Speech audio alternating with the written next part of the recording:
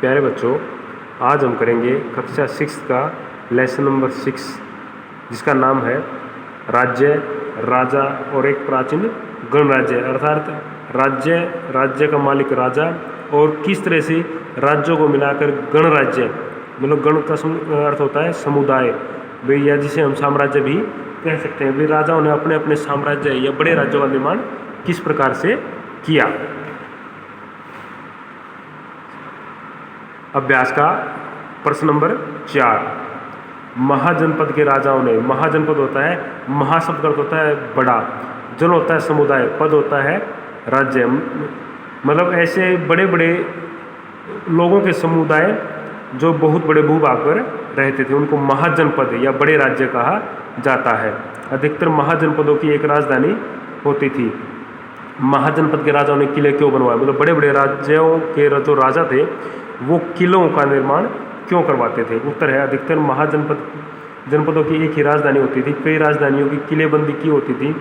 इन महाजनपदों के शासकों ने अन्य राजाओं के आक्रमणों से डरकर अपनी सुरक्षा के लिए इन किलों का निर्माण किया। कुछ राजा अपनी राजधानी के चारों ओर विशाल और ऊंची प्रभावशाली दीवार खड़ी करके अपनी समृद्धि और शक्ति का भी प्रदर्शन करते थे।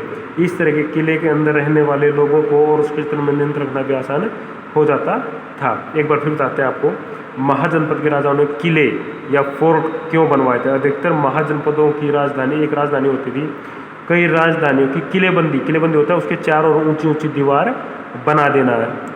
और दीवार क्यों बनाई जाती थी, ताकि भाई दूसरे राजाओं से हमलों के समय उनकी रक्षा की जा सके। इन महाजनपद के शासकों ने अन्य राजाओं के हमलों आक्रमणों से डरकर अपनी सुरक्षा के लिए इन किलों का निर्माण करवाया था। कुछ राजा अपनी राजधानी के चारों विशाल और ऊंची और बड़ी बड़ी दीवार खड़ी करके अपनी ताकत या समृद्धि का भी दिखाना चाहते थे। इस तरह के किले के अंदर रहने वाले लोगों को उस क्षेत्र पर नियंत्रण रखना भी आसान हो जाता था। प्रश्न नंबर 5, आज के शासकों के चुनाव की प्रक्रिया महाजनपदों के चुनाव से किस तरह भिन्न थी।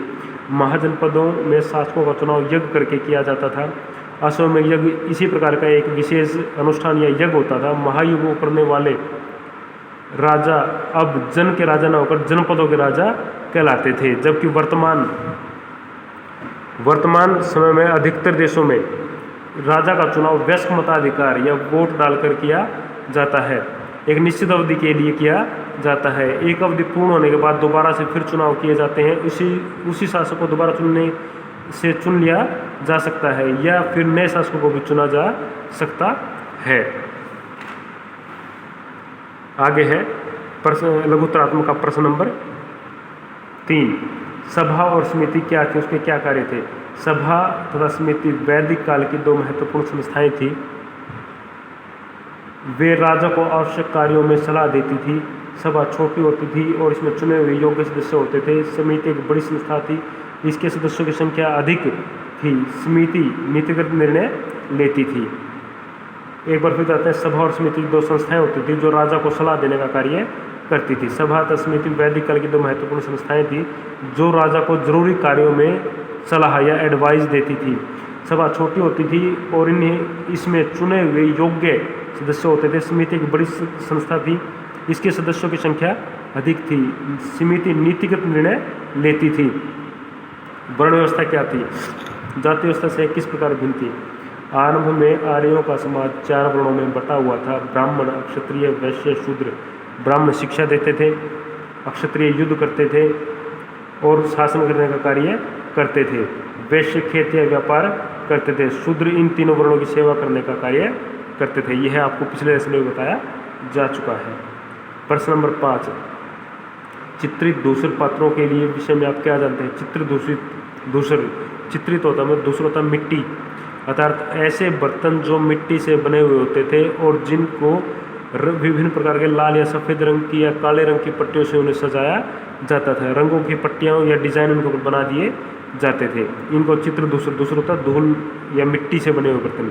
महाजनपद के काल में या समय में लोग मिट्टी के लाल रंग या धूसर या मिट्टी के रंग वाले बर्तन बनाते थे। धूसर या धूल जैसा रंग,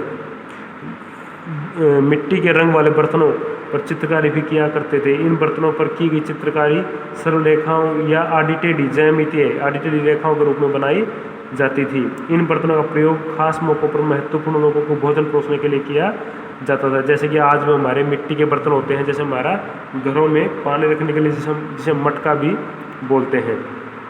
एक बार फिर बताते हैं, महाजनपद के काल में लोग मिट्टी के लाल रंग और मिट्टी के रंग वाले बर्तन बनाते थे। धूसर रंग वाले मतलब धूल की जैसा रंग वाले बर्तन पर चित्रकारी भी की जाती थी। इन बर्तनों पर की गई चित्रकारी सरल या ज्यामितीय रेखाओं ज्यामितीय आकृतियों के समान है।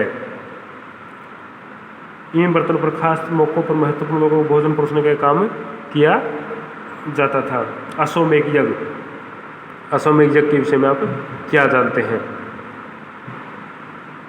अश्वमेध यज्ञ जैसे कि आपने रामायण में भी सुना है, मतलब देखा होगा या पढ़ा होगा, रामायण में प्रश्न आता है अश्वमेध यज्ञ। अश्व होता है घोड़ा, मेघ होता है।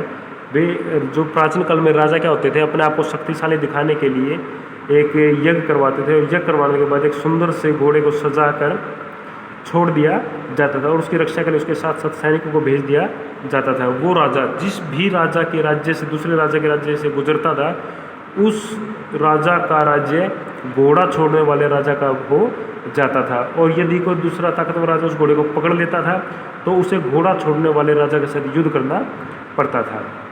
लगभग 3000 साल पहले राजा बनने की प्रक्रिया में कुछ परिवर्तन आया। इन परिवर्तनों के अनुसार एक घोड़े को राजा के सैनिकों की देखरेख में खुला छोड़ दिया या स्वतंत्र घूमने के लिए छोड़ दिया जाता था।